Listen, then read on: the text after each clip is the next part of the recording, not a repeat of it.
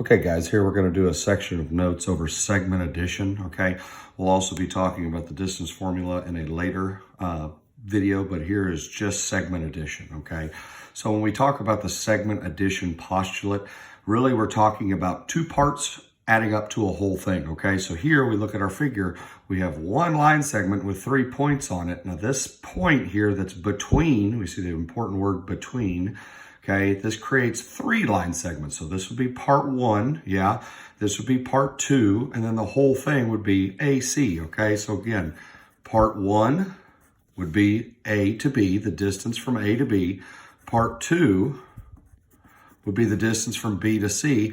And then the whole thing, yes, that's going to be A all the way to C. So again, part 1 plus part 2 equals the whole thing, okay? And I'll just call it WT, whole thing, okay? Oop, just got it where you can't see it. So again, we're adding these things up, guys, okay? Now, the word that fires us off to this is the word between, like I said earlier, okay? So here, if point B is between point A and point C, then AB, part 1, plus BC, part 2, equals AC, the whole thing, okay? All right, so that's the whole idea. Now, the converse of this statement, which means we switched our logic here, is that if part 1 plus part 2 equals the whole thing, then B must have been between A and C. So the logic goes both ways. If it's between, then you add them up. Well, conversely, if you're adding 2 parts up to a whole thing, well, then that means that point had to have been between A and C, okay? So the logic goes both ways. So everything we're talking about is addition today, the segment addition postulate, all right? So it says in our next example that our given information is that point K is between, there's our keyword, between J and L, okay? So let's go ahead and draw the figure. If they're all on the same line, and again, this doesn't have to be necessarily perfect, right? We have point K is between J and L, so those are my endpoints, and K is just somewhere in between here, okay? Now, I'm not saying it's in the middle, okay? It's definitely not in the middle. It's just somewhere. I could have drawn this point K anywhere on here, okay? All right, so what our conclusion is for this statement, all right, so the drawing, but what we can tell by saying it's between is that we're adding our parts up. So line segment JK plus line segment KL equals line segment JL, okay? So again, part 1 plus part 2 equals the whole thing. The word between is what fired us off for this, okay? All right, now let's do a couple of examples with this idea here, guys, okay? So the measure, given the measure of each segment, we're going to find what it asks us. So here I'm already looking, it says find RS. That's the measure I'm going to have when I finish the problem, okay? So first thing we got to do is we're going to have to solve for X. Well, let's set it up. So it says S is between, there's our between, so it tells us we're adding R and T. Well, if RS, I'm going to label my figure, is 2X, ST is 5, and then the whole thing, RT, I can show this with a little bracket here, is 31, okay? So part 1 plus part 2 equals the whole thing. You see I use these brackets to show the whole thing. So writing my equation, taking a figure, writing equation based off its property, that's geometry, guys, okay? That's basically all of it.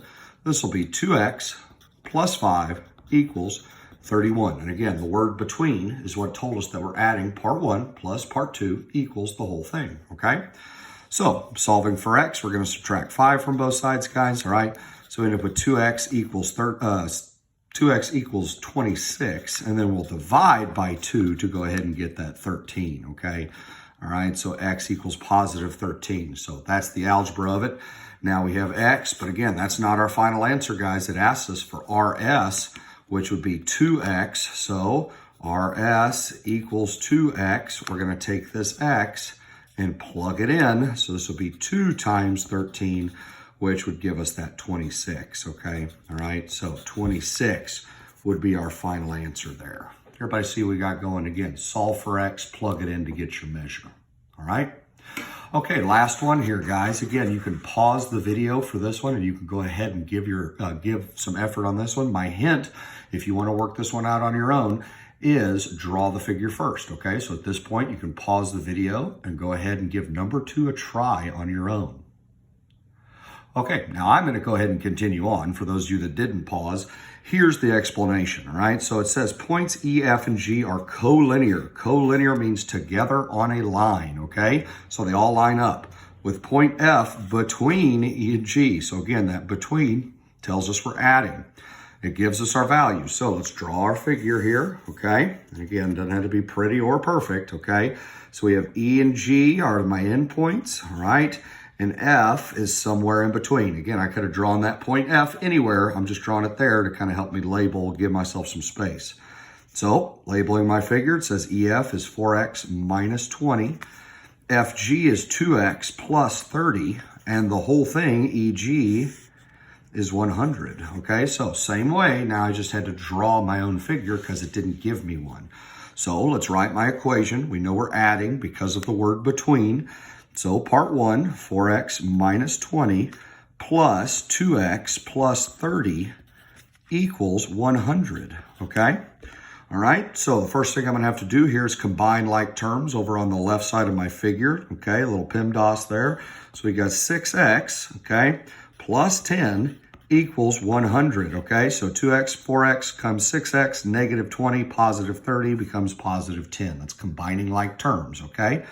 Now we're going to subtract 10 from both sides, all right? So we get 6x equals 90. Divide both sides by 6. X equals positive 15, okay? Now that's one of my answers, but now I got to solve for EF and FG, okay? So what I'm going to do here, I'm going to take this X and I'm going to plug them back in, okay? And again, I'm drawing these arrows to show that we're plugging back in. So EF, all right, EF is 4x minus 20. So I'm going to substitute in 15 for x. So this will be 4 times 15 minus 20. Okay, so this will be 60 minus 20, which means EF equals 40.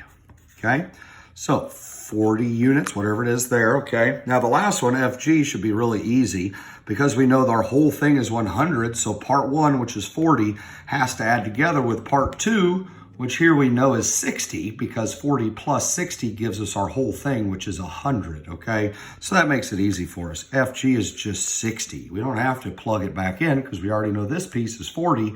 40 plus 60 gives us 100. We're all adding it up to the whole thing, okay? All right, so there's the examples, guys, all right? Again, you can see one pretty basic one a little more complex, but this is segment addition. The word that fires us off is the word between. It tells us we are adding part 1 plus part 2 equals the whole thing, okay? All right, thank you.